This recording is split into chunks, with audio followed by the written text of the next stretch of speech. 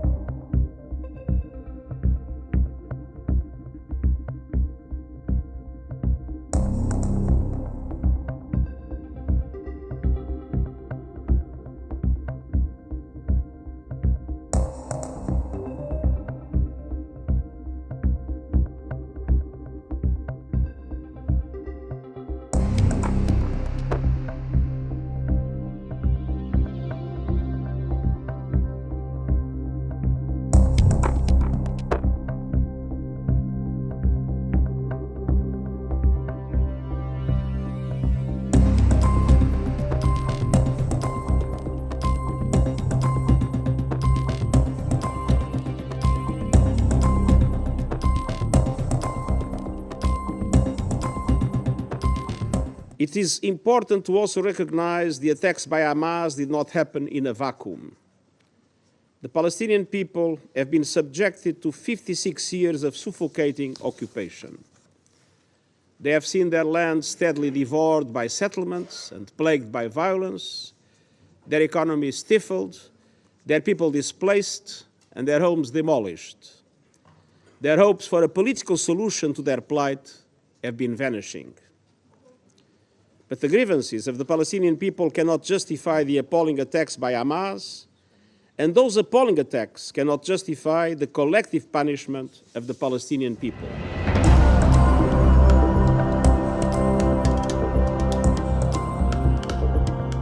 Mr. Secretary-General, the UN was established to prevent atrocities, to prevent such atrocities like the barbaric atrocities that Hamas committed. But the UN is failing. The UN is failing, and you, Mr. Secretary-General, have lost all morality and impartiality. Because when you say those terrible words that these heinous attacks did not happen in a vacuum, you are tolerating terrorism. And by tolerating terrorism, you are justifying terrorism.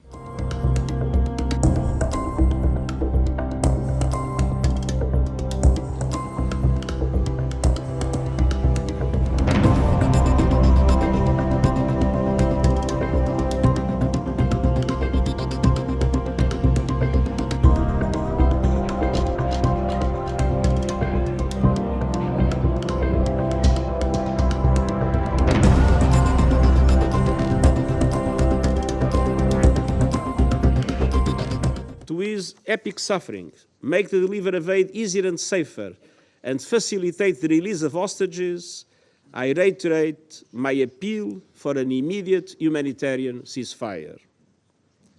Excellencies, even in this moment of grave and immediate danger, we cannot lose sight of the only realistic foundation for a true peace and stability, a two-state solution.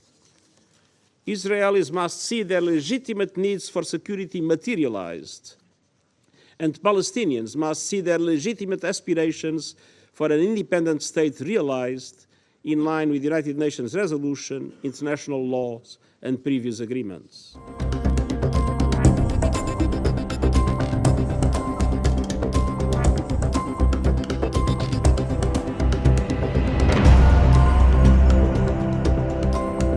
The situation in the Middle East is growing more dire by the hour. The war in Gaza is raging and risks spiraling throughout the region. Divisions are splintering societies, tensions threaten to boil over. At a crucial moment like this, it is vital to be clear on principles, starting with the fundamental principle of respecting and protecting civilians. I am deeply concerned about the clear violations of international humanitarian law that we are witnessing in Gaza.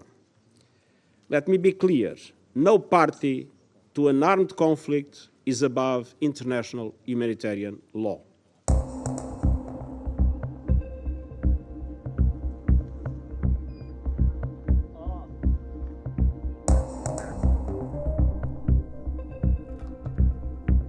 We want, as I said from the beginning, we want to see all measure of protection for civilians, and pauses in operation is a tool and a tactic that can do that for temporary periods of time. So does that mean that is not the same as saying a ceasefire. Again, right now, we believe a ceasefire benefits Hamas.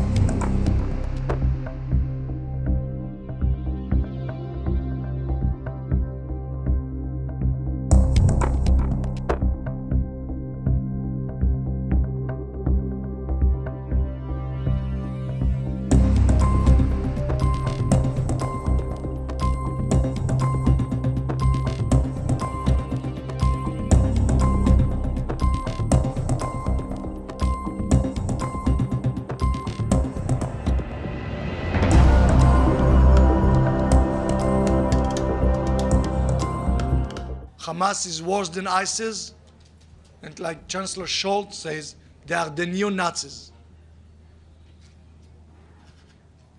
There is not two sides at this moment. There is only one side to support in front of the aggression of ISIS. Therefore, I decided to cancel my meeting with the Secretary-General later on today, since we need a clear and loud voice in regards to what happened. We're here to say never again, and I would like to thank all the countries to come to support Israel, President Biden, Chancellor Scholz, President Macron, Prime Minister Meloni, and many others that understand that we are fighting for Israel, but we're also fighting for the entire free world.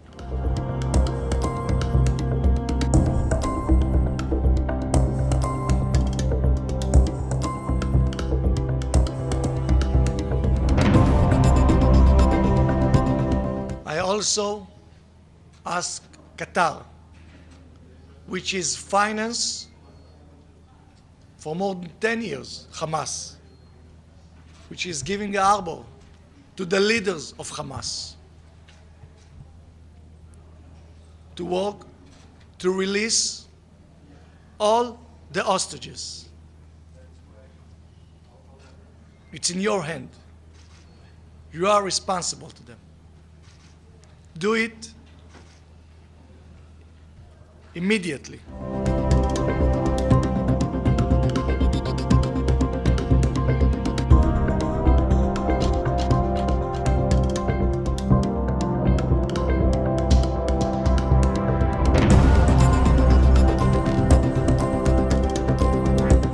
We are here today to stop the killing, to stop the massacres being committed against the Palestinian people. The ongoing massacres being deliberately and systematically and savagely perpetrated by Israel, the occupying power, against the Palestinian civilian population under its illegal occupation must be stopped. The Security Council has a duty to stop them. The international community is obliged under international law to stop them. It is our collective human duty to stop them. Now, continued failure at this Council is inexcusable.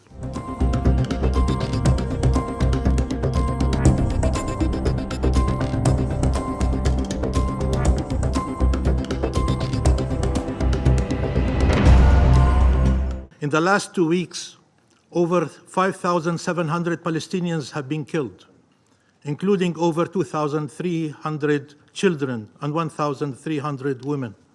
Compared to the population of Gaza, that is the equivalent of 145,000 British citizens or 700,000 US citizens. Almost all those killed by Israel are civilians. Over 1 million displaced, 170,000 housing units destroyed. Excellencies, only international law and peace are worthy of your country's unconditional support. More injustice and more killing will not make Israel safer. No amount of weapons, no alliance will bring to it security. Only peace will. Peace with Palestine and its people. The fate of the Palestinian people cannot continue to be dispossession, displacement, denial of rights, and death. Our freedom is the condition of shared peace and security.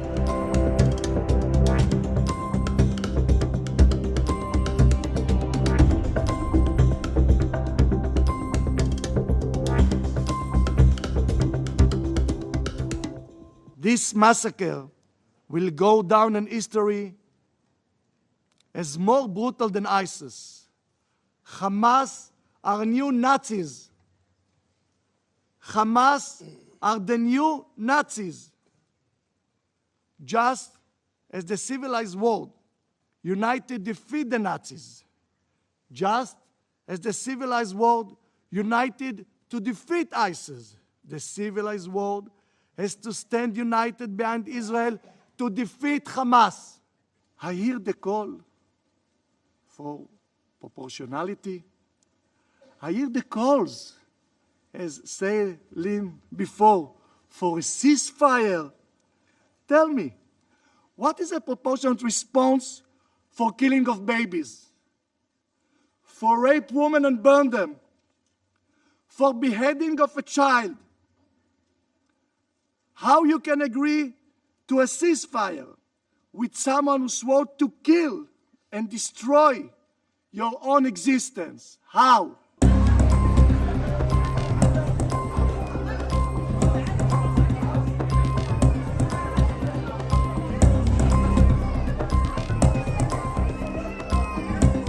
الحرب والسلم يبدأ من فلسطين. ألا يكفي منطقتنا حروباً؟ غزة اليوم هي عاصمة العالم، ترحل كل الأنظار نحوها، لا تسقط في اختبارها، فيها شعب أبي جبار تحمل ما لا يتحمله بشر، كفى عذاب وقتل وظلم، لتحيا غزة وتحيا فلسطين وتحيا الحرية لكي يحيا السلام. وشكرا.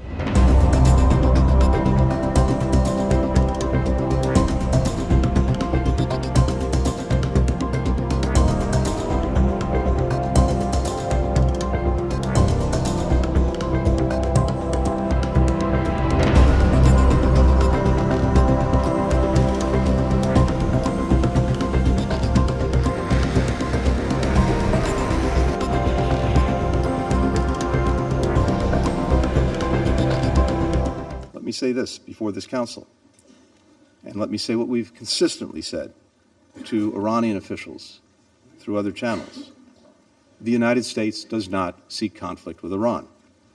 We do not want this war to widen. But if Iran or its proxies attack U.S. personnel anywhere, make no mistake, we will defend our people, we will defend our security swiftly and decisively.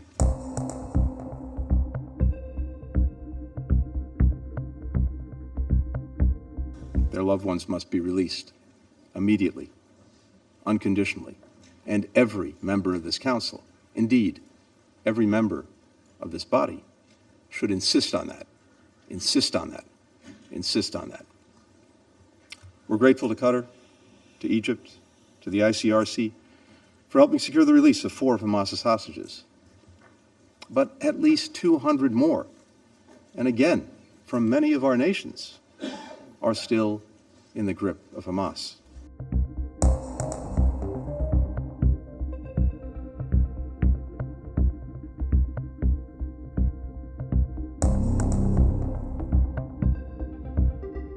Продавить новый проект, насыщенный политизированными, неуместными и крайне сомнительными положениями.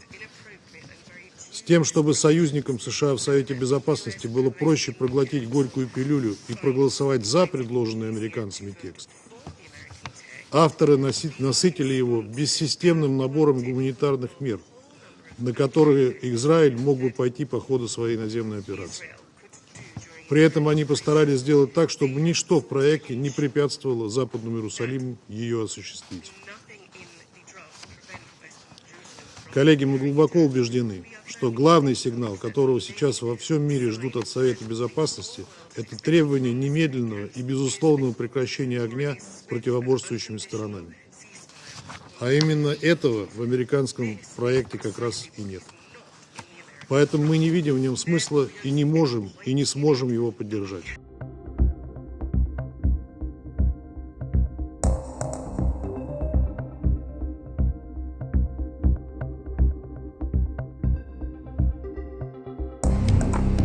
Составленный на основе апробированного гуманитарного языка и вобравший важные элементы из американского, бразильского и первого российского проектов.